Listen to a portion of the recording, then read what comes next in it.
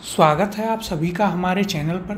पिछली क्लास में हमने शैव और भागवत धर्म वाला जो चैप्टर था वो आपका पूरा कर लिया था। उसकी पीडीएफ आपको हमारी वेबसाइट पर मिल जाएगी, जिसका लिंक इस वीडियो के डिस्क्रिप्शन में है। इसके अलावा आप हमारी वेबसाइट पर और भी सब्जेक्ट की क्विजेज़ और पीवाईक्यूज़ को अटेंड कर सकते हैं, और यहीं से आप हमारा टेलीग्राम चैनल भी अवश्य ज्वाइन कर लीजिए।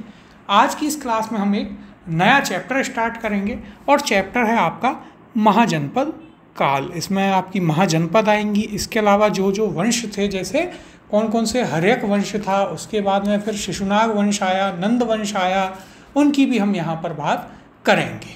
तो शुरुआत करते हैं इसके पहले प्रश्न के साथ।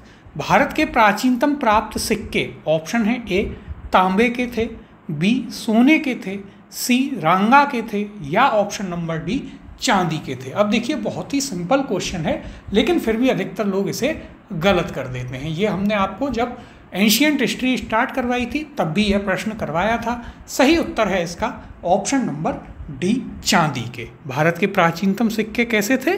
चांदी के बने हुए थे, जिन्हें आप पंचमार्क सिक्के भी कहते थे। अब देखिए, यहाँ पर यदि हम बात करें तो भारत के प्राचीनतम प्राप्त सिक्के आहत सिक्के या पंचमार्क सिक्के, जो अभी हम आपको बता भी रहे थे, के थे जो चांदी के बने थे। इनके ऊपर ठप्पा देकर निशान बनाए जाते थे, इसलिए इन्हें आहत सिक्के या पंचमार्क सिक्के कहा जाता है।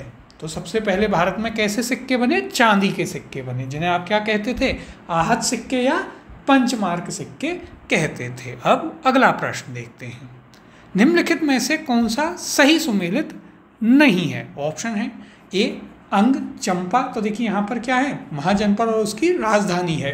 दूसरा बी कौशल अहिछत्र, सी वत्स कौशाम्बी, और ऑप्शन डी मत्स्य विराटनगर। तो देखिए एक एक करके देखते हैं। अंग की राजधानी चंपा बिल्कुल सही है। कौशल की राजधानी अहिछत्र, तो यह आपका गलत है। तो उत्तर हो जाएगा ऑप्शन नंबर बी। कौशल की राजधानी क्या थी? अहिछत्रपुर ना होकर के इसकी राजधानी क्या थी? इसकी राजधानी थी साकेत और श्रावस्ती। क्या थी? इसकी राजधानी थी साकेत और श्रावस्ती। ये दोनों इसकी राजधानियाँ थीं। इसके अलावा अहिछत्र की यदि हम बात करें तो ये उत्तरी पांचाल की राजधानी थी। अहिछत्र कहाँ की थी? तो ये थी आपके उत्तरी पांचाल की। पांचाल की आप दो राजधानियां पढ़ते हैं, अहिछत्र और काम्पिल्य। तो उनमें से उत्तरी अहिछत्र की कौन सी थी? वो थी अहिछत्र, उत्तरी पांचाल की। और वत्स की कौशाम्बी, मत्स्य की विराटनगर। अब देखिए, यहीं पर हम आपको बता देते हैं, जो भी आपकी 16 जनपद थी उनमें एक एक करके की किसकी राजधानी क्या थी। तो देखिए, सबसे पहले हम बात करते हैं किसकी? कम्बोज की। सबसे पहले कम्बोज की राजधानी क्या थी? तो कम्बोज की राजधानी थी हाटक। इनमें आपको राजधानियाँ ही मुख्यतः याद रखनी है यदि क्वेश्चन बनता है। वैसे यहाँ से महाजनपद से इतना पूछा नहीं जाता, कैपिटल या राजधानी और महाजनपद का, बाकी के जो वंश हैं उनके प्रश्न अधिक पूछे जाते हैं। फिर देखिए, कम्बोज की हाटक। दूसरी थी आपके पास गांधार। दूसरी कौन सी थी? गांधार। गांधार की राजधानी तक्षशिला, मामा शकुनी जहाँ के थे, गांधार नरेश, तो उनकी राजधानी क्या थी? तक्षशिला थी। फिर देखिए कुरु, कौन सी जनपद आती है? कुरु जनपद। कुरु जनपद की राजधानी इंद्रप्रस्थ या हस्तिनापुर। क्या थी? इंद्रप्रस्थ या फिर हस्तिनापुर। यह तो इजी है याद रखने में। फिर देखिए चौथी कौन सी थी? चौथी थी आपके पास पांचाल। कौन सी है? चौथी आप ले लीजिए यहाँ पर पांचाल। पांचाल की दो राजधानियाँ कौन कौन सी? एक तो अहिछत्रपुर और एक काम्पिल्य। कौन कौन सी? देखिए, अहिछत्रपुर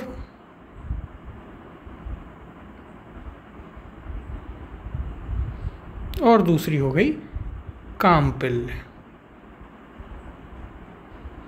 एक अहिछत्रपुर उत्तरी पांचाल की, काम्पिल्य दक्षिणी पांचाल की। फिर आता है कौशल प्रदेश। कौन सा? कौशल प्रदेश या कौशल जनपद। इसकी राजधानी क्या थी? इसकी राजधानी थी श्रावस्ती और साकेत। साकेत यानी अयोध्या। कौन कौन सी थी इसकी राजधानी? श्रावस्ती और दूसरी अभी प्रश्न में भी आपको बताई साकेत। साकेत अर्थात क्या हो गया? साकेत का अर्थ हो गया यहाँ पर अयोध्या। फिर देखिए अगला है आपके पास मल्ल संघ। कौन सा है? मल्ल संघ। मल्ल संघ की राजधानी क्या थी? तो देखिए मल्ल संघ की थी कुशीनगर। ये हम आपको बौद्ध वाले चैप्टर में बता चुके हैं। क्या थी? कुशीनगर। फिर अगला वज्जी संघ। कौन सा? वज्जी संघ।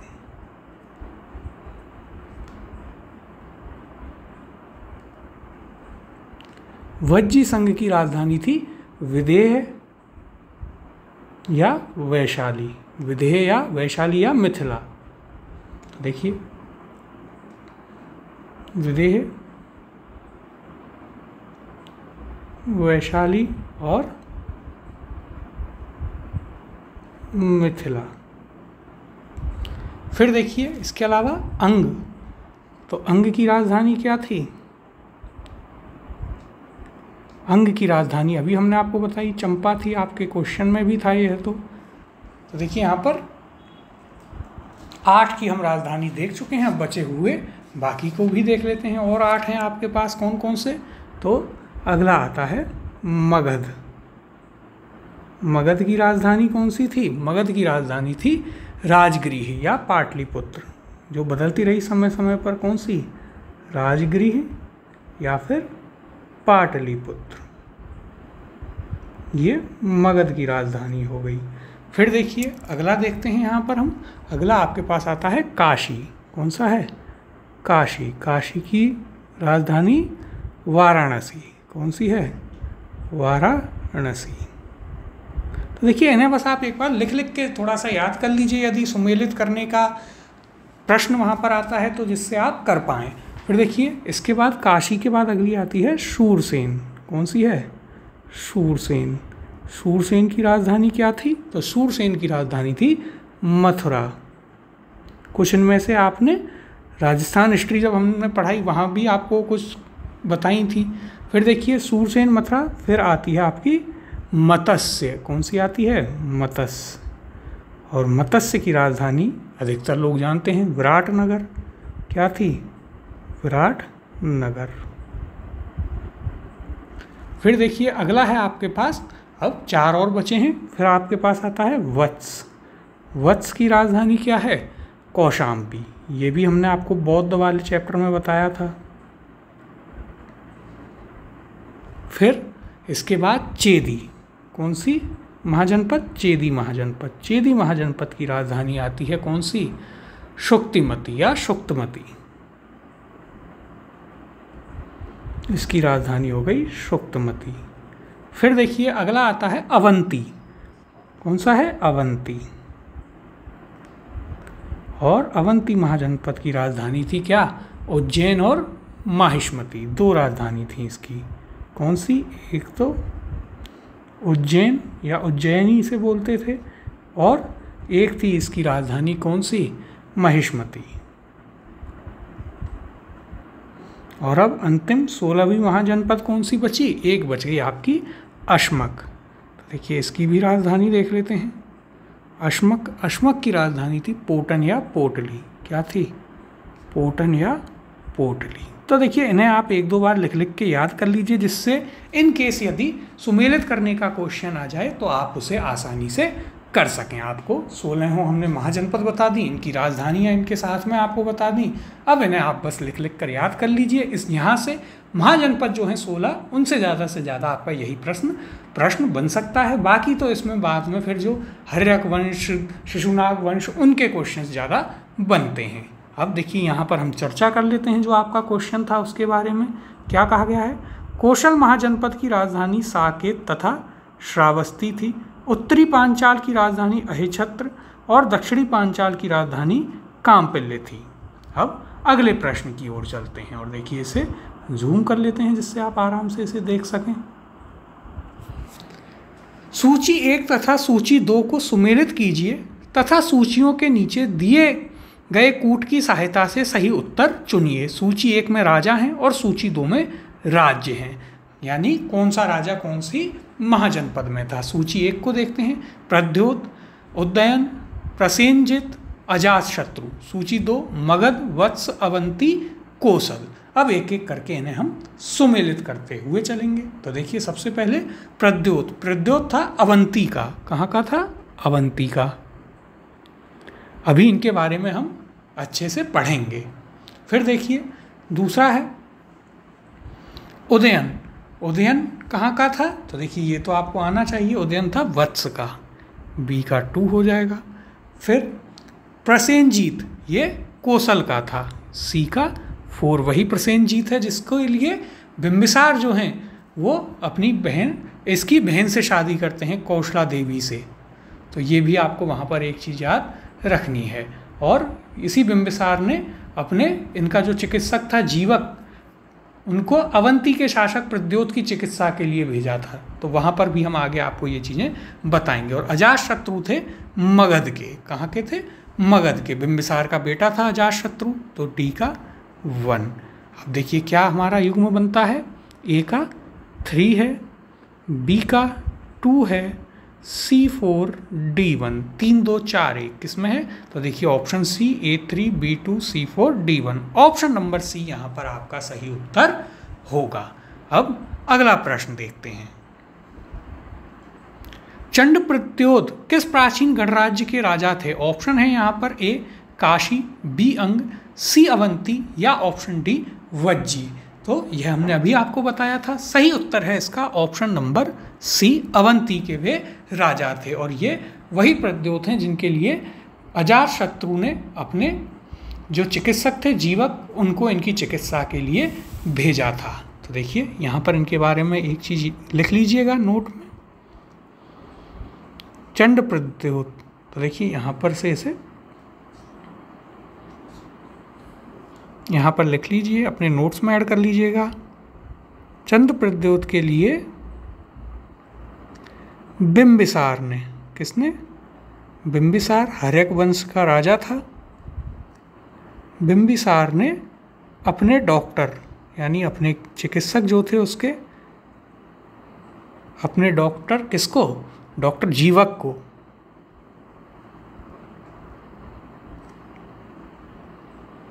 अवंती भेजा था इनका इलाज करने के लिए। तो ये एक इम्पॉर्टेंट फैक्ट है इनसे रिलेटेड जो कि आपको याद रखना है। अब यहाँ पर हम इनकी बात कर लेते हैं। तो देखिए चंडप्रद्योत कहाँ का था? अवंती का शासक था। बुद्ध काल में अवंती की राजधानी उज्जैन थी। बिंबिसार के समय मगध के साथ चंडप्रद्योत का संबंध मैत्रीपूर्ण था, तभी तो उसने अपना डॉक्टर भेजा। एक बार प्रद्योत के पांडु रोग से ग्रसित होने पर बिंबिसार ने अपने राज्य वैद्य जीवक को उसके उपचार हेतु भेजा था। तो वही बात हमने आपको ऊपर लिखाई, यहाँ भी दी गई है और यही चीज़ आपको इसके बारे में याद रखनी है। अगला प्रश्न है, अभिलेखीय साक्ष्य से प्रकट होता है कि नंद राजा के आदेश से एक नहर खोदी गई थी। ऑप्शन है, बताना है किस राज्य में खोदी गई थी। ए अंग में, बी बंग में, सी कलिंग में या ऑप्शन नंबर डी मगध में। सही उत्तर है इसका ऑप्शन नंबर सी कलिंग में।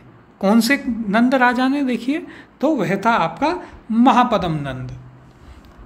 किसने? महापद्म नंद ने। और ये आपको जो सूचना मिलती है ये कहाँ से मिलती है? तो देखिए यह मिलती है आपको हाथी गुफा अभिलेख से। कहाँ से मिलती है? यह मिलती है आपको हाथी गुफा अभिलेख या इंस्क्रिप्शन से आपको यह सूचना प्राप्त होती है कि महापद्म नंद ने वहाँ पर क्या करवाया था? एक नहर का निर्माण करवाया था। तो यह चीज़ आपको यहाँ पर याद रखनी है। अब देखिए महापद्म नंद की यदि हम बात करें तो यह कौन था? यह था नंद वंश का संस्थापक। वैसे आगे जब इनके ऊपर क्वेश्चंस आएंगे तब हम आपको बताएंगे क्या था। नंद वंश का संस्थापक था। अभी इसके बारे में ओरली कुछ चीज़ों को आपके लिए बता देते हैं। और इसका दूसरा नाम क्या था? इसे परशुराम या भार्गव के नाम से भी जानते थे। जैन धर्म को मानता था। और खारवेल के हाथी गुफा अभिलेख के अनुसार जब ये कलिंग पर आक्रमण करता है तो वहाँ पर ये नहरों का निर्माण करवाता है और वहाँ से ये एक जिनसेन की मूर्ति लेकर के आया था। ये इसके बारे में बातें हैं, आगे भी हम आपको यह चीज़ बताएंगे। अभी यहाँ पर चर्चा करते हैं। तो देखिए, खारवेल के हाथी गुम्फा अभिलेख से नंद राजा महापद्मनंद की कलिंग विजय सूचित होती है। इसके अनुसार नंद राजा जिनसेन की एक प्रतिमा उठा ले गया तथा उसने कलिंग में एक नहर का निर्माण करवाया था। तो देखिए, यही चीज़ हमने आपको अभी मौखिक रूप से भी बताई थी, जिसमें से एक चीज़ तो 2-3 चीज़ें यहाँ पर बता दी हैं। इसका दूसरा नाम क्या था, इसे आप परशुराम और भार्गव के नाम से भी जानते हैं। किस नाम से, परशुराम और भार्गव। तो ये दोनों नाम भी इसके याद रखने हैं। और महापद्मनंद के बाद धनानंद आता है, जिसने चाणक्य का अपमान किया और चाणक्य ने फिर उसे चंद्रगुप्त मौर्य की सहायता से उसकी हत्या करवा दी। और वो एक योग्य शासक भी नहीं था। धनानंद बहुत ही अय्याश किस्म का शासक माना जाता था और अपनी उसके मंत्री ही जो थे वो इसके खिलाफ हो गए थे, क्योंकि वह उनकी बेटी के पीछे पड़ा था, उससे जबरन विवाह भी करना चाहता था। ये कहानी आपको हम पूरी अभी और भी सुना देंगे अच्छे तरीके से। अब अगले प्रश्न की ओर चलते हैं। उज्जैन का प्राचीन काल में नाम क्या था? ऑप्शन है ए तक्षशिला, बी इंद्रप्रस्थ, सी अवंतिका या ऑप्शन नंबर डी इनमें से कोई नहीं। सही उत्तर है इसका option number C Avantika. Avanti की राजधानी क्या थी? उज्जैनी, यानी उज्जैन। और इसके अलावा एक और हमने आपको नाम बताया था वहाँ पर, वह नाम कौन सा था? वो नाम था आपका कौन सा? तो वह था आपका, जो याद कीजिएगा, बाहुबली मूवी में से आपको याद रखना है वो नाम, तभी आपको वह अच्छे से याद रहेगा। वहाँ से आप देखिए, इस प्रकार से जब चीज़ों को कनेक्ट करेंगे तभी आप इस प्रकार से चीज़ों को याद रख सकते हैं। उज्जैनी और महिष्मती, तो इस प्रकार से याद रखना है। तक्षशिला कहाँ की राजधानी थी? हमने आपको शुरुआत में ही ये सारी चीज़ें लिखवाई। तक्षशिला कहाँ की थी? तक्षशिला थी गंधार की। फिर देखिए आगे, इंद्रप्रस्थ कहाँ की थी? तो हम सभी जानते हैं इंद्रप्रस्थ या हस्तिनापुर कुरु की थी। और अवंतिका आपके उज्जैन। अब देखिए यहाँ पर, मध्य प्रदेश में स्थित उज्जैन को भारत के प्राचीन ऐतिहासिक नगरों में गिना जाता है। यह 16 महाजनपदों में से एक अवंती की 2 राजधानियों में से थी। उत्तरी अवंती की राजधानी उज्जैनी यानी उज्जैन थी तथा दक्षिणी अवंती की राजधानी माहिष्मती थी। अवंती को अवंतिका भी कहा जाता था। तो ये सारी चीज़ें अभी हमने आपको बताई ही थी। अब अगला प्रश्न देखते हैं। निम्नलिखित मानचित्र में प्राचीन भारत में पाए जाने वाले 16 महाजनपदों में से 4 दर्शाए गए हैं। तो देखिए, ये आपके लिए एक बहुत ही अच्छा क्वेश्चन है। यहाँ पर एक शानदार क्वेश्चन, और इस टाइप का क्वेश्चन यदि आता है तो फिर आप काफ़ी परेशान हो जाते हैं। देखिए, क्रमशः ABCD द्वारा अंकित स्थल कौन से हैं? तो देखिए, भारत के ये नक्शा है, इसमें ABCD आपको दिए गए हैं। ऑप्शन क्या हैं? ए मत्स्य, ए मत्स्य चेदी कोसल अंग, बी शूरसेन अवंती वत्स मगध, सी मत्स्य अवंती वत्स अंग या ऑप्शन डी शूरसेन चेदी कोसल और मगध। और यह आपसे UPSC प्रीलिम्स में पूछा जा चुका है। अब देखिए, इसे हम अच्छे से करेंगे। यदि आप देखें सबसे पहले ए को, तो ए यह कहाँ दिख रहा है? यह राजस्थान में। राजस्थान में कौन सी थी? तो राजस्थान में तो आपके मत्स्य संघ था, मत्स्य थी, तो यह मत्स्य हो गया। फिर देखिए बी, यह भी बिल्कुल आपको यहीं पर राजस्थान मध्य प्रदेश पर लगी हुई दिखेगी, तो यह आपकी हो गई अवंती, और यह आपकी अवंती हो गई। फिर देखिए स्टेट से आप यहाँ पर पता करें। अब सी, ये आपकी कौन सी हो जाएगी? तो देखिए यहाँ पर अब आपको इसे देखना है अच्छे तरीके से। सी आपके पास होती है कौन सी? वत्स। यह कौन सी हो गई? वत्स। तो देखिए यहाँ पर राजस्थान मध्य प्रदेश उत्तर प्रदेश वाला भाग आ गया, तो यह हो गई आपकी वत्स। और फिर यहाँ पर अंत में आपके पास कौन सी है? तो देखिए बिहार वाला इलाका है, बिहार में यहाँ पर कौन सी हो गई? यहाँ हो गई अंग। तो देखिए इस टाइप का क्वेश्चन यदि आप बिल्कुल श्योर हों तो ही इस टाइप के क्वेश्चन को अटेम्प्ट कीजिएगा, अन्यथा इसे आप बिल्कुल भी टच ना करें, क्योंकि ऐसे क्वेश्चंस फिर आपके काफ़ी प्रॉब्लम आपको देते हैं। सही उत्तर हो जाएगा ऑप्शन नंबर सी मत्स्य, अवंती, वत्स और अंग। अब देखिए पेपर में आपको बिल्कुल ऐसे नहीं होना है कि हमसे प्रश्न नहीं आ रहे, ज़रूरी नहीं है कि आपसे सारे ही प्रश्न आएँ। तो इसलिए बिल्कुल आप उस चीज़ को अपने ईगो इश्यू या कोई भी ऐसी चीज़ बना करके ना चलें कि मुझे हर प्रश्न ही करना है। आपको जो आता है सबसे पहले आप उसे कीजिए, उसके बाद जो यदि थोड़ा बहुत कोई प्रश्न ऐसा है कि जहाँ पर आपको 90% श्योर हैं, सिर्फ 10% डाउट है, उसे कर लीजिए और उसके बाद बिल्कुल भी क्वेश्चंस को छेड़ना नहीं है। फिर यदि आप छेड़ते हैं तो वहाँ पर आप पूरे नेगेटिव करवा बैठेंगे। अब देखिए यहाँ पर यदि हम चर्चा करें तो प्रश्नगत मानचित्र में ABCD से क्रमशः मत्स्य, अवंती, वत्स तथा अंग महाजनपद दर्शाए गए हैं। मत्स्य महाजनपद राजस्थान में थी, हम सभी जानते हैं। इसमें जयपुर, अलवर, भरतपुर जिलों के निकटवर्ती क्षेत्रों में बसा था। इसकी राजधानी क्या थी? विराटनगर। ये हम आपको राजस्थान हिस्ट्री में अच्छे से पढ़ा चुके हैं। आगे देखिए, पश्चिमी तथा मध्य मालवा के क्षेत्र में अवंती महाजनपद यानी मध्य प्रदेश वाले क्षेत्र में बसा हुआ था। इसके दो भाग थे, उत्तरी अवंती जिसकी राजधानी उज्जैन तथा दक्षिणी अवंती जिसकी राजधानी माहिष्मती थी।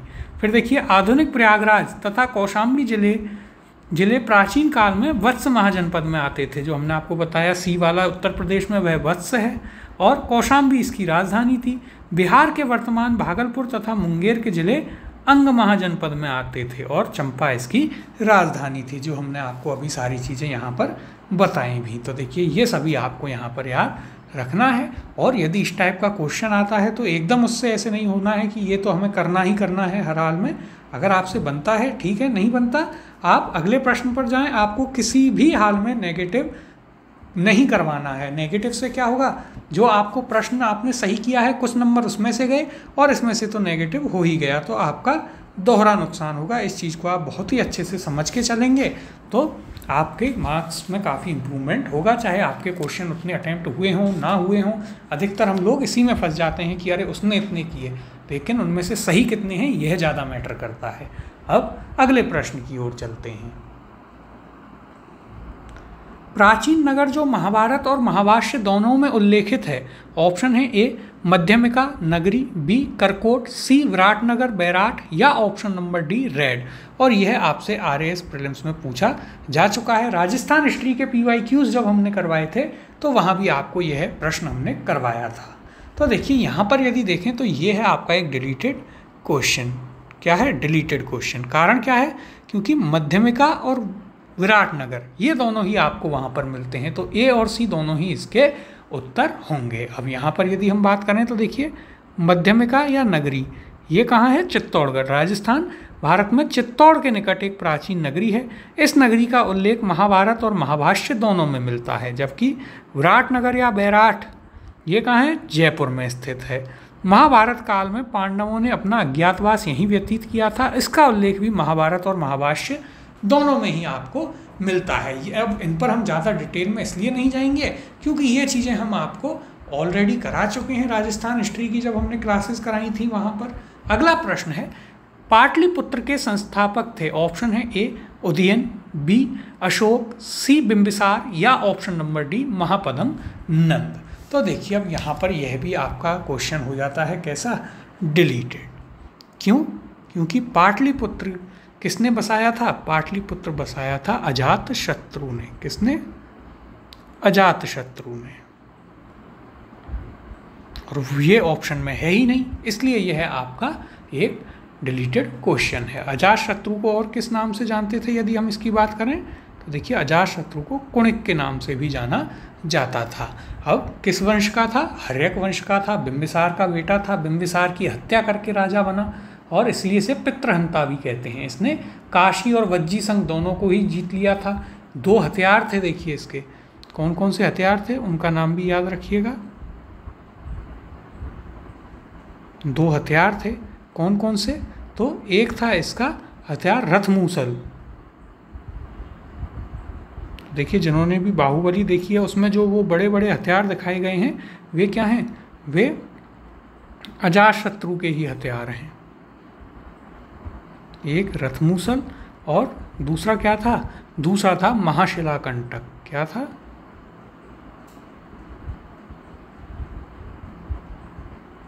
महाशिलाकंटक। ये 2 इसके प्रमुख हथियार थे। और इसने क्या किया था? पहली बुद्धिस्ट काउंसिल, ये हमने आपको पढ़ाया था बौद्ध वाले चैप्टर में। पहली बुद्धिस्ट काउंसिल इसके समय में हुई। इसके जो बेटा था उदयन, उसने इसकी हत्या करी और वह राजा बन गया। 2 जगह पर इसने अधिकार किया, कहाँ कहाँ? काशी और वज्जी संघ। देखिए इसने काशी और वज्जी संघ दोनों जीते, यह आपको याद रखना है। अब यहाँ पर यदि हम बात करें तो देखिए, पाटलिपुत्र की स्थापना अजातशत्रु ने गंगा और सोन नदी के संगम पर की। पाटिलग्राम एक किला बनाकर की थी। उदयन ने मगध साम्राज्य की राजधानी राजगृह से पाटलिपुत्र स्थानांतरित की थी। राजधानी किसने बनाई? उदयन, जो कि अजातशत्रु का बेटा था। अजातशत्रु, ये पूरा हर्यक वंश जो है इसे पितृहंता वंश भी कहा जाता है, क्योंकि सभी अपने पिता की हत्या कर करके राजा बने थे। अब अगला प्रश्न देखते हैं। मगध साम्राज्य की राजधानी पाटलिपुत्र के बारे में निम्नलिखित में से कौन सा कथन सत्य है? ऑप्शन है ए, पाटलिपुत्र पूर्व में गंगा नदी से एवं उत्तर में चंपा नदी से घिरा हुआ था। बी, पाटलिपुत्र उत्तर में गंगा नदी से एवं पश्चिम में सोन नदी से घिरा हुआ था। सी, पाटलिपुत्र दक्षिण में विंध्य पर्वत से एवं पूर्व में गंगा नदी से घिरा हुआ था। या ऑप्शन डी, पाटलिपुत्र दक्षिण में विंध्य पर्वत से एवं पश्चिम में चंपा नदी से घिरा हुआ था। तो देखिए इसका सही उत्तर है ऑप्शन नंबर बी। अब देखिए क्वेश्चन तो आपका ये कहीं ना कहीं इंडियन ज्योग्राफी से ज़्यादा रिलेटेड होता है, लेकिन मगध साम्राज्य की राजधानी से जोड़ करके यदि देखें तो एंशियंट हिस्ट्री से जुड़ जाएगा। तो पाटलिपुत्र किस किस के बीच में है? पटना आपका गंगा और सोन नदी के बीच में है। अभी पिछले ही क्वेश्चन में हमने आपको यह चीज़ बताई भी। और इसे किसने राजधानी बनाया? तो देखिए राजधानी किसके द्वारा बनाया गया? राजधानी बनाया था इसे उदयन ने। किसने? उदयन ने, जो कि अजातशत्रु का बेटा था। उसने सोन और गंगा नदी के किनारे पर क्या बनाया था? पाटलिपुत्र को राजधानी बनाया। और इसके पूरे शासनकाल में बस एक यही काम आपको याद रखना है। अब अगला प्रश्न देखते हैं। पाटलिपुत्र को किस शासक ने सर्वप्रथम अपनी राजधानी बनाया? सर्वप्रथम, बाद में तो सभी की राजधानी लगभग यही रही काफ़ी लंबे समय तक। ऑप्शन है ए, चंद्रगुप्त मौर्य, बी, अशोक महान, सी, चंद्रगुप्त विक्रमादित्य, या ऑप्शन नंबर डी, कनिष्क। तो देखिए यह आपका हो गया क्या? एक डिलीटेड क्वेश्चन। क्यों? क्योंकि सबसे पहले राजधानी बनाया उदयन ने, और ये तो ऑप्शन में ही नहीं था, इसलिए ये डिलीटेड क्वेश्चन है। लेकिन आपको याद तो रखना है कि किसने बनाया? उदयन ने। और बसाया किसने था पाटलिपुत्र? तो वह बसाया था अजातशत्रु ने। अब देखिए यदि आपने ध्यान से चीज़ें सुनी होंगी तो यहाँ तक आते आते हम आपका जो हर्यक वंश है उसे पूरा कर चुके हैं। बिंबिसार के बारे में हमने आपको कुछ चीज़ें बताई, अजातशत्रु के बारे में बताई, और उदयन के बारे में भी कुछ चीज़ें आपको यहाँ पर बताई गई हैं। तो ये चीज़ें आपको याद रखनी है जो जो आपको यहाँ पर बताया है। अब अगले प्रश्न की ओर चलते हैं।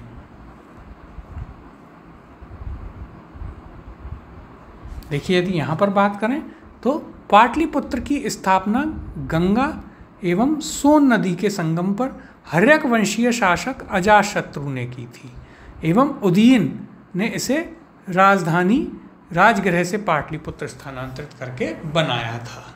अगले प्रश्न की ओर चलते हैं।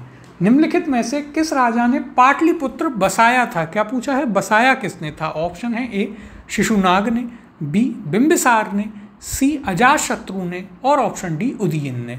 तो देखिए सही उत्तर है इसका ऑप्शन नंबर सी, अजातशत्रु ने इसे बसाया था। राजधानी किसने बनाया था? उदयन ने। तो देखिए इसके आगे हम लिख लेते हैं राजधानी। तो दोनों में आपको अंतर याद रखना है, कंफ्यूज बिल्कुल भी नहीं होना। किस वंश के थे? देखिए बिंबिसार, अजातशत्रु, उदयन, तीनों किस वंश के थे? तो ये तीनों ही हर्यक वंश के थे, जिसमें से बिंबिसार की यदि हम बात करें, कुछ चीज़ें हमने आपको बताई, इसके जो अलग नाम थे वह भी आप याद रखिएगा। एक इसका नाम था श्रेणिक और दूसरा क्षेत्रोजस। क्या क्या नाम थे? श्रेणिक और एक नाम था इसका क्षेत्रोजस।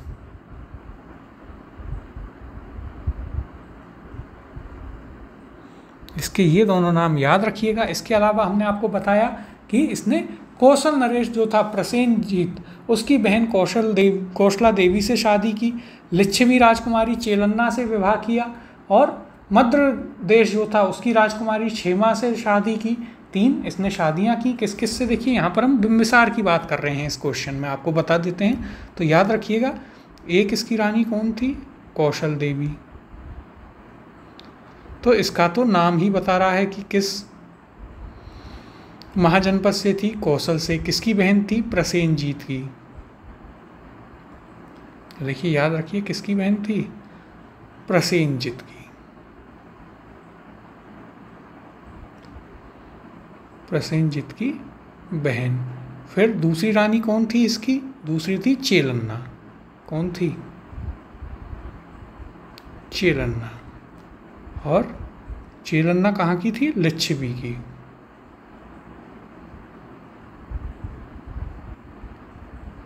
और बौद्ध और जैन में से लिच्छवी से किसका संबंध था? बताइएगा, एक क्वेश्चन भी हमने किया है। और एक इसकी रानी कौन थी? एक थी क्षेमा। कौन थी? क्षेमा, या कई जगह इसका नाम खेमा भी आपको मिलता है। ये थी मद्र देश की। 3 इसकी रानियां थी बिंबिसार की। फिर देखिए इसने अंग को जीता और अजातशत्रु को वहाँ का गवर्नर बनाया था। प्रसेनजीत क्या करता है? इसको काशी दहेज में दे देता है। प्रसेनजीत जो था वो इसको क्या करता है? इसको काशी दहेज में देता है बिंबिसार को। लेकिन जैसे ही कौशल देवी मर जाती है, ये काशी को वापस लेता है और फिर अजातशत्रु इस पर हमला करता है।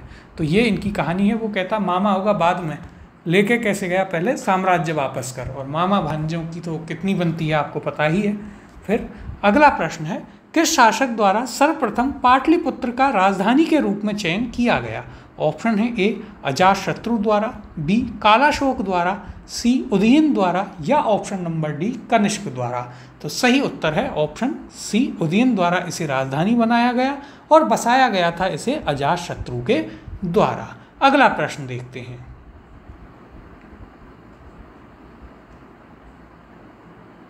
उदयन वासवदत्ता की दंतकथा संबंधित है। ऑप्शन है ए उज्जैन से, बी मथुरा से, सी माहिष्मती से, या ऑप्शन नंबर डी कौशाम्बी से। अब देखिए ये एक लिटरेचर से जुड़ा हुआ क्वेश्चन है जो कि आपके लिए काफ़ी इंपॉर्टेंट हो जाता है, तो इसे आप जरूर याद रखिएगा। अच्छा क्वेश्चन है। सही उत्तर है इसका ऑप्शन नंबर ए उज्जैन से। उदयन और वासवदत्ता की जो संवाद है या दंत कथा है वो किससे संबंधित है? उज्जैन से। और किसने लिखा है? तो देखिए महाकवि भास ने इसे लिखा है। यहाँ पर हम डिटेल में बात करेंगे। तो उदयन और वासवदत्ता की दंत कथा उज्जैन से संबंधित है। कहाँ से? उज्जैन से। इस कथा को महाकवि भास ने लिखा। किसने? महाकवि भास ने अपने नाटक स्वप्नवासवदत्तम में लिखा है। नाटक का नाम भी याद रखिएगा। वैसे ये लिटरेचर का क्वेश्चन है, लेकिन अब हर्यंक वंश से जुड़ा हुआ है, उनके राजा से जुड़ा हुआ है, तो यहाँ भी बनता है। उसमें से वर्णित किया गया है। इस नाटक में वत्स नरेश उदयन तथा अवंती नरेश प्रद्योत की पुत्री वासवदत्ता की प्रेम कथा का वर्णन है। इसका यहाँ पर क्या किया गया है? वर्णन किया गया है। यह कथा उस समय की है जब उदयन उज्जैनी के कारागार में कैद था। उस समय की ये एक वो है, उज्जैनी में कैद था। वहीं प्रद्योत की जो बेटी थी उससे प्रेम हो जाता है और उसी पर आधारित है पूरा नाटक स्वप्नवासवदत्तम, जो कि महाकवि भास ने लिखा है। बहुत इंपॉर्टेंट है, तो इसे आप अच्छे से नोट कर लीजिएगा अपने नोट्स में। अगला प्रश्न है, प्रथम मगध साम्राज्य का उत्कर्ष किस शताब्दी में हुआ? ऑप्शन है यहाँ पर ए 4वीं शताब्दी, बी 6वीं, सी 2री, या ऑप्शन डी 1ली शताब्दी। सही उत्तर है इसका ऑप्शन नंबर बी 6वीं शताब्दी। कौन आता है सबसे पहले? सबसे पहले आता है यहाँ पर कौन? हर्यक वंश। कौन आता है? हर्यक वंश। हर्यक वंश में 3 राजा थे। कौन कौन हुए? तो देखिए सबसे पहला हमने आपको बताया बिंबिसार, इसके बारे में अब आपको सारी बातें हम बता चुके हैं। फिर दूसरा कौन हुआ जो इसे मारकर बना? अजातशत्रु। कौन बना? अजातशत्रु। फिर इसके बाद कौन बना? उदयन। कौन बनता है? उदयन। और अंतिम बनता है इनमें से नागदशक। कौन बनता है? नागदशक। फिर देखिए यहाँ पर आ जाता है दूसरा वंश, नाग दशक की हत्या कर दी जाती है। और फिर आ जाता है आपके पास कौन, शिशुनाग वंश। कौन सा वंश आ जाता है, देखिए यहाँ पर आ जाता है शिशुनाग वंश। शिशुनाग वंश आता है। इसमें कौन होता है, एक होता है शिशुनाग। एक एक करके जैसे ये आते जाएंगे तो इनकी डिटेल में हम बात करेंगे। शिशुनाग और दूसरा होता है कालाशोक। दो राजा इसमें हैं आपके, शिशुनाग और कालाशोक। फिर देखिए क्या होता है, फिर आता है नंद वंश। कौन सा वंश, नंद वंश। और नंद वंश में दो राजा हैं आपके पास, कौन कौन, पहला महापद्म नंदा, शुरुआत में हमने इसकी बात करी, महापद्म नंद, और दूसरा धनानंद। दो इसमें राजा होते हैं। इसके बाद में आपका कौन आ जाता है, धनानंद के बाद में चंद्रगुप्त मौर्य आ जाता है। तो देखिए 3 वंश याद रखने हैं, हर्यक वंश, शिशुनाग वंश। देखिए यहाँ पर पहला हर्यक वंश, दूसरा शिशुनाग वंश और तीसरा नंद वंश। हर्यक वंश के बारे में हम तीनों राजाओं के बारे में आपको बता चुके हैं, बिंबिसार, अजातशत्रु, उदयन के बारे में। नाग दशक के बारे में सिर्फ इतना याद रखिएगा कि ये लास्ट था। फिर इसके बाद में शिशुनाग वंश आया जो शिशुनाग ने स्थापित किया और एक राजा बनता है कालाशोक। फिर नंद वंश आता है जिसमें महापद्म नंद और धनानंद 2 राजा होते हैं। तो इतना इसमें आपको याद रखना है। अब यहाँ पर हम इसकी चर्चा कर लेते हैं। तो देखिए यहाँ क्या दिया गया है, प्रथम मगध साम्राज्य का उत्कर्ष 6वीं ईसा पूर्व शताब्दी में हुआ। इस साम्राज्य की महत्ता का वास्तविक संस्थापक राजा बिंबिसार था। यह हर्यक कुल से संबंधित था, हर्यक वंश का राजा था। तो ये यहाँ पर आपको देखिए तीनों वंश भी हमने बताए हैं। अब जैसे जैसे इनसे संबंधित क्वेश्चन आते जाएंगे, इन पर हम डिटेल में बात आपके साथ करते जाएंगे। अब अगले प्रश्न की ओर चलते हैं।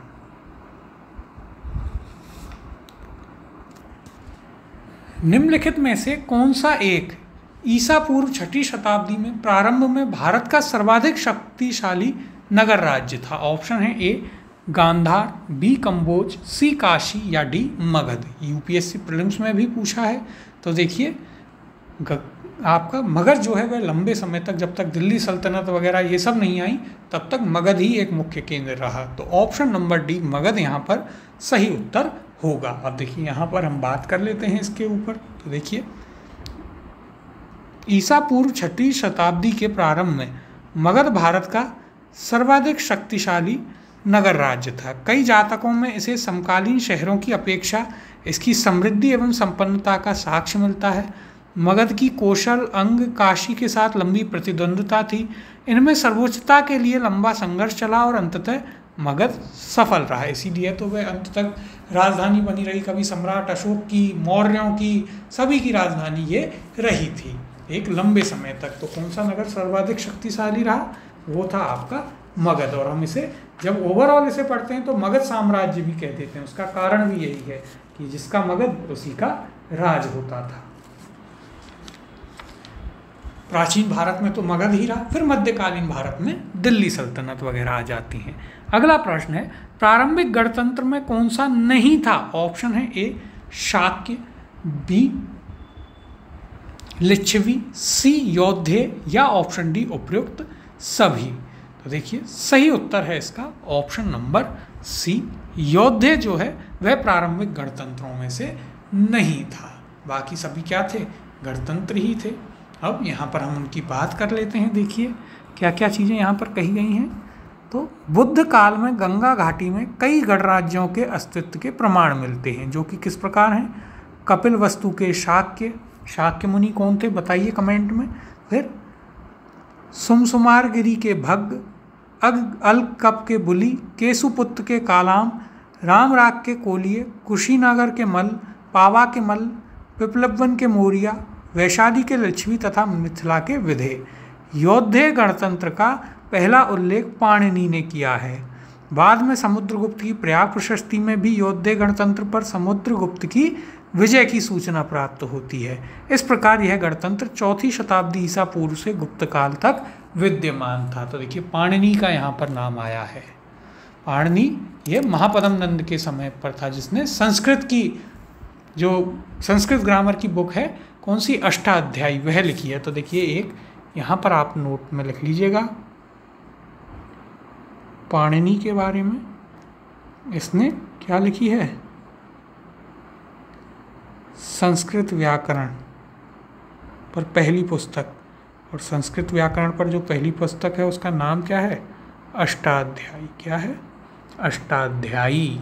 ये भी आप याद रखिए, इम्पोर्टेंट है। कई बार बुक्स से काफ़ी क्वेश्चंस आते हैं आपके लिए लिटरेचर में, जब उसे करेंगे तब आपको ये सारी चीज़ें और सब्जेक्ट में भी अच्छे से बता दी जाएंगी।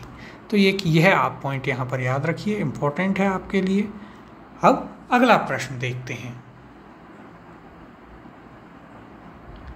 विश्व का पहला गणतंत्र वैशाली में किसके द्वारा स्थापित किया गया? ऑप्शन है ए मौर्यों के द्वारा, बी नंद के द्वारा, नंद जो वंश था उसके द्वारा, सी गुप्तों के द्वारा, या ऑप्शन डी लिच्छवी वंश के द्वारा। सही उत्तर है इसका ऑप्शन नंबर डी, लिच्छवियों के द्वारा। यह इसका सही उत्तर होगा। इंपॉर्टेंट क्वेश्चन है, मार्क कर लीजिए यदि पूछा जाए आपसे तो।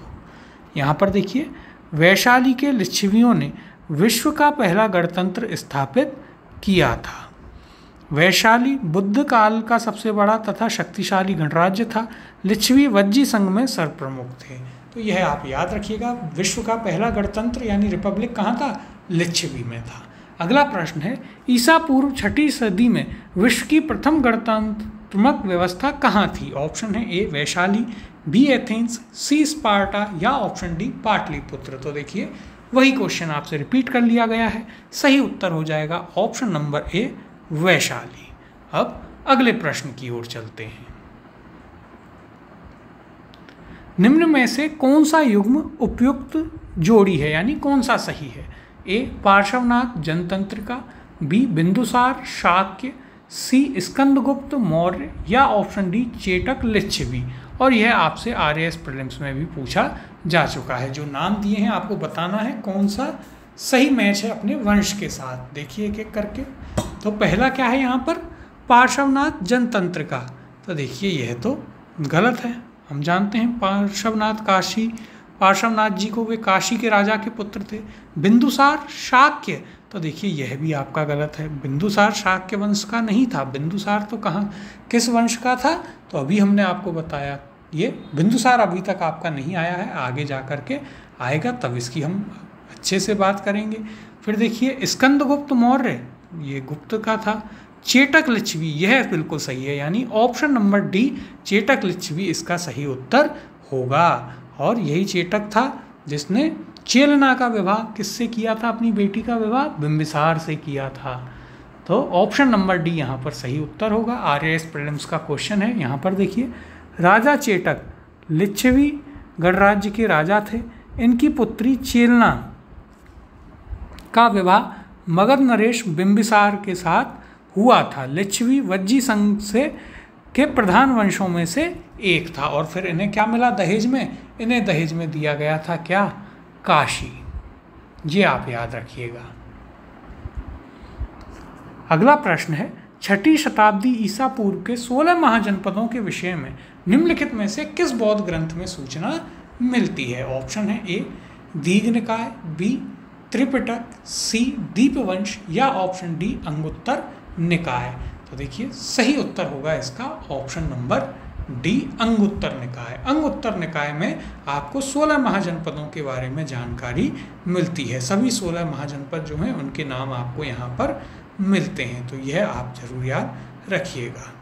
सही उत्तर था ऑप्शन डी अंगुत्तर निकाय। अब यहाँ पर यदि हम बात करें तो देखिए, बौद्ध ग्रंथ के अंगुत्तर निकाय में 6ठी शताब्दी ईसा पूर्व के 16 महाजनपदों की सूचना मिलती है, जो कि इस प्रकार हैं: अंग, मगध, काशी, कोसल, वज्जी, मल्ल, चेदी, वत्स, कुरु, पांचाल, मत्स्य, शूरसेन, अस्मक, अवंती, गांधार, कंबोज। इन सभी से आपको यह जानकारी मिलती है, जो कि हमने आपको शुरुआत में इन सभी के बारे में बताया था। और इसके अलावा देखिए, अंगुत्तर निकाय और कहाँ से मिलती है, प्लस खुद्दक निकाय जो बौद्ध धर्म का ही है, उससे भी इसकी जानकारी मिलती है। कहाँ से? अंगुत्तर निकाय और खुद्दक निकाय से। यह भी बौद्ध धर्म का ही है। इसके अलावा और कहाँ से? भगवती सूत्र से, जो कि जैन साहित्य है। और कहाँ से मिलती है जानकारी आपको? भगवती सूत्र, जो कि जैन साहित्य है। तो देखिए किन किन जगहों से आपको 16 महाजनपदों की जानकारी मिलती है। अंगुत्तर निकाय और खुद्दक निकाय जो कि बौद्ध साहित्य हैं, और भगवती सूत्र जो कि जैन साहित्य है। इनसे आपको 16 महाजनपदों के बारे में जानकारी मिलती है। अब अगला प्रश्न देखते हैं। 16 महाजनपदों की सूची उपलब्ध है। ऑप्शन है ए महाभारत में, बी अंगुत्तर निकाय में, सी छांदोग्य उपनिषद में, या ऑप्शन डी संयुक्त निकाय में।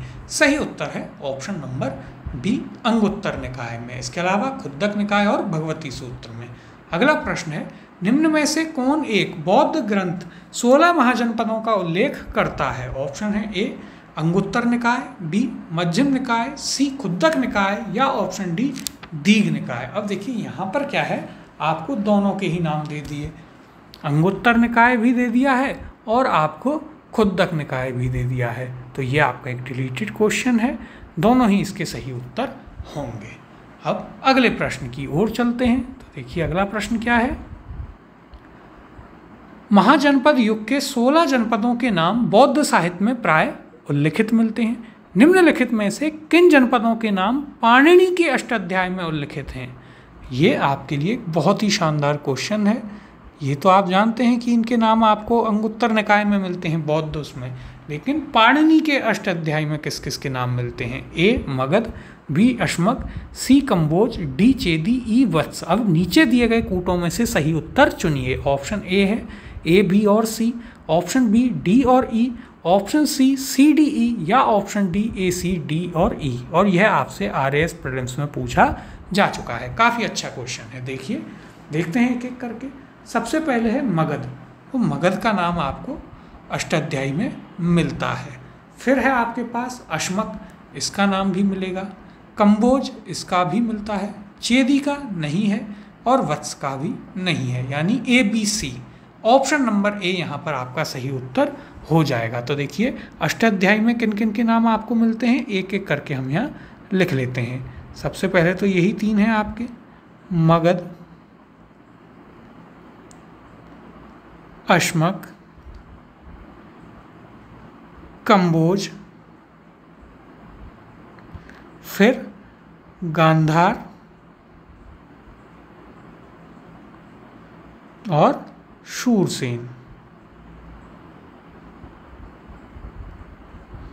ये आप लिस्ट 5 नामों की याद रखिएगा। ये आपको कहाँ मिलते हैं? ये 5 नाम पाणिनि की अष्टाध्यायी में भी मिलते हैं। अब देखिए यहाँ पर पाणिनि संस्कृत भाषा के सबसे बड़े व्याकरण हुए हैं। इनका जन्म तत्कालीन उत्तर पश्चिम भारत के गांधार में हुआ। कहाँ के थे? गांधार के। इनके व्याकरण का नाम अष्टाध्यायी है, जो हमने आपको पहले ही एक प्रश्न में बता दिया। अष्टाध्यायी में 8 अध्याय तथा लगभग 4000 सूत्र हैं। पाणिनि के अष्टाध्यायी में उल्लिखित प्रमुख जनपद कौन कौन सी हैं? मगध, अश्मक, कंबोज, गांधार और शूरसेन। बौद्ध ग्रंथ अंगुत्तर निकाय और जैन ग्रंथ भगवती सूत्र में 16 महाजनपदों की आपको सूची पूरी की पूरी मिल जाती है, जो कि हम आपको पहले ही बता चुके हैं। अब अगला प्रश्न देखते हैं। निम्न में से किन ग्रंथों में प्राचीन भारत के 16 महाजनपदों, षोडश महाजनपद की सूची मिलती है? नीचे दिए गए कूट से सही उत्तर का चयन कीजिए। पहला अर्थशास्त्र है, दूसरा अंगुत्तर निकाय, तीसरा दीघ निकाय, चौथा भगवती सूत्री। कूट हैं ऑप्शन नंबर ए दूसरे और चौथे से, बी दूसरे तीसरे और चौथे से, ऑप्शन सी पहले और दूसरे से, और ऑप्शन नंबर डी पहले दूसरे और तीसरे से। और देखिए यह भी आपसे RAS प्रीलिम्स में पूछ लिया गया, यानी कि कहीं ना कहीं यह टॉपिक RPSC के फेवरेट टॉपिक्स में से एक है। तो इसे आप थोड़ा अच्छे से तैयार करेंगे। अब देखिए एक एक करके इन्हें हम देखते चलते हैं। जो नाम दिए हैं उन्हें देखते चलते हैं, साथ ही साथ में ही टिक मार्क करते रहेंगे। तो देखिए सबसे पहला नाम है यहाँ पर कौन सा? अर्थशास्त्र। तो अर्थशास्त्र में तो आपको ऐसा जिक्र कहीं भी देखने को नहीं मिलता, यह तो नहीं आएगा। अंगुत्तर निकाय बिल्कुल, दीघ निकाय यह भी नहीं है, भगवती सूत्र यह है। यानी कि दूसरा और चौथा। तो सही उत्तर हो गया ऑप्शन नंबर ए, 2 और 4 इसका यहाँ पर सही उत्तर होगा। इनके नाम हमने आपको शुरुआत में ही बता दिए थे, तो इसलिए क्वेश्चन आपको आसान भी लगा होगा करने में। अब अगला प्रश्न देखते हैं। महाभारत के अनुसार उत्तरी पांचाल की राजधानी स्थित थी। ऑप्शन है ए हस्तिनापुर में, बी इंद्रप्रस्थ में, सी अहिछत्र में, या ऑप्शन डी मथुरा में। सही उत्तर है इसका ऑप्शन नंबर सी, अहिछत्र में, उत्तरी पांचाल की। और फिर हमने आपको यहाँ पर दक्षिणी पांचाल की भी बताई थी। दक्षिण वाले की क्या थी, तो देखिए दक्षिण की हम यहाँ पर आपको बता देते हैं पुनः एक और बार। दक्षिण की थी कामपिल्य, क्या थी, कामपिल्य थी। हस्तिनापुर कहाँ की थी, कुरु की। इंद्रप्रस्थ भी कुरु की। मथुरा शूरसेन की। देखिए जब हम इस प्रकार से चारों ऑप्शंस को करते हैं तो आपके लिए कुछ ना कुछ और वहाँ पर मिल जाता है, चीज़ें याद रखने में और आसान हो जाती हैं। अब यहाँ पर देखिए हम इसकी बात भी कर लेते हैं। यहाँ पर क्या कहा है,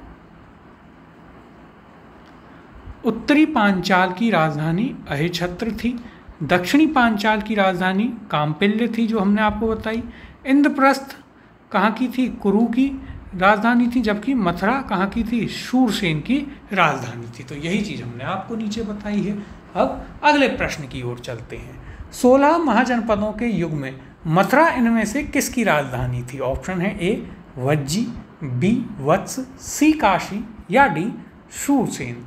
तो सही उत्तर है ऑप्शन नंबर डी, शूरसेन की राजधानी थी मथुरा। अब लेकिन बाकी के जो नाम दिए गए हैं उनकी भी राजधानी हम एक बार देख लेते हैं। वज्जी की क्या थी, वज्जी संघ की थी। देखिए हमने आपको नाम बताए थे, विदेही, इसके अलावा और कौन सी थी, विदेही, वैशाली, और एक और नाम था, कौन सी, मिथिला।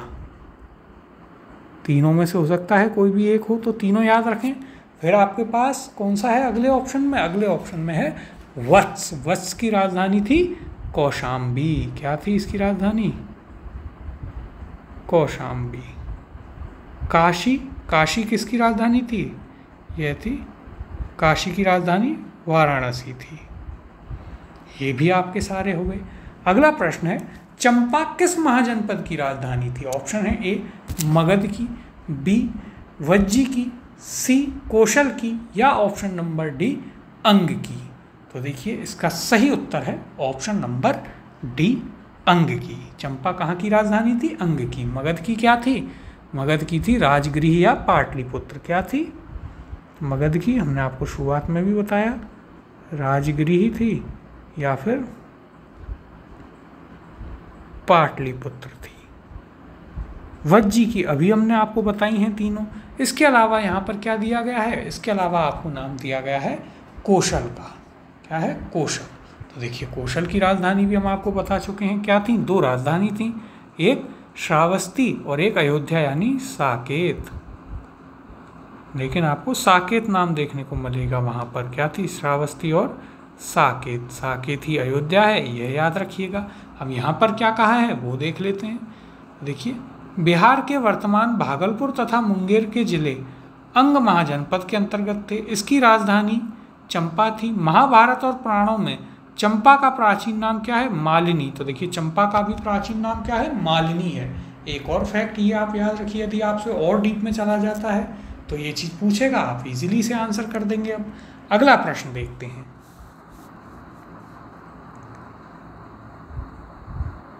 छठवीं शताब्दी ईसा पूर्व में शुक्तिमुति राजधानी थी। ऑप्शन है ए पांचाल की, बी कुरु की, सी चेदी की, या डी अवंती की। तो देखिए शक्तिमुति कहाँ की बताई थी हमने आपको, चेदी की। ऑप्शन नंबर सी सही उत्तर होगा। पांचाल की अहिछत्रपुर और कामपिल्य, कुरु की इंद्रप्रस्थ और हस्तिनापुर, अवंती की भी हमने आपको राजधानी बताई थी। क्या थी अवंती की राजधानी, उज्जैन और माहिष्मती। अब देखिए अगला प्रश्न है, गोदावरी नदी के तट पर स्थित महाजनपद था। ऑप्शन है ए अवंती, बी वत्स, सी अस्सक और डी कंबोज। अब देखिए यह RAS प्रीलिम्स में पूछा गया है। तो देखिए आपसे क्या है पूछा है, गोदावरी नदी के तट पर, एक अच्छा क्वेश्चन है, नदी के तट के हिसाब से पूछा है, इजी को ही बस थोड़ा सा घुमा करके पूछा और अच्छा क्वेश्चन बन गया, थोड़ा टफ क्वेश्चन बन गया। सही उत्तर है इसका ऑप्शन नंबर सी। अस्सक जो है वो कहाँ थी, गोदावरी नदी के तट पर थी। यहाँ पर देखिए यदि हम बात करें तो बौद्ध ग्रंथ अंगुत्तर निकाय तथा जैन ग्रंथ भगवती सूत्र में 6ठी शताब्दी ईसा पूर्व में वर्णित 16 महाजनपदों में अस्सक या अश्मक, नर्मदा तथा गोदावरी नदियाँ कौन कौन सी, नर्मदा और गोदावरी नदियों के मध्य स्थित था, जिसकी राजधानी पैठन या पोतन थी अथवा पोटिल भी थी। अब अगला प्रश्न देखते हैं। 6ठी शताब्दी ईसा पूर्व का मत्स्य महाजनपद स्थित था। तो देखिए तो बहुत ही आसान है, आपको हमने राजस्थान हिस्ट्री में पढ़ाया है। ऑप्शन देखते हैं, ए पश्चिमी उत्तर प्रदेश में, बी राजस्थान में, सी बुंदेलखंड में और डी रोहिलखंड में। तो ये तो आप आंख बंद करके भी कर देंगे, ऑप्शन नंबर बी राजस्थान सही उत्तर होगा। तो देखिए ये थे हमारे आज के प्रश्न। इससे आगे के जो प्रश्न हैं आपके महाजनपद काल के, वो हम इससे अगली क्लास में करेंगे और इस चैप्टर को पूरा कर लेंगे और आपका ये चैप्टर भी उसी के साथ साथ पूरा हो जाएगा। तब तक आप हमारी वेबसाइट को विजिट कीजिए, वहाँ पर क्वेश्चंस जो हैं उनकी प्रैक्टिस कीजिए और हमारा टेलीग्राम चैनल भी अवश्य ज्वाइन कर लीजिएगा। मिलते हैं अगली क्लास में।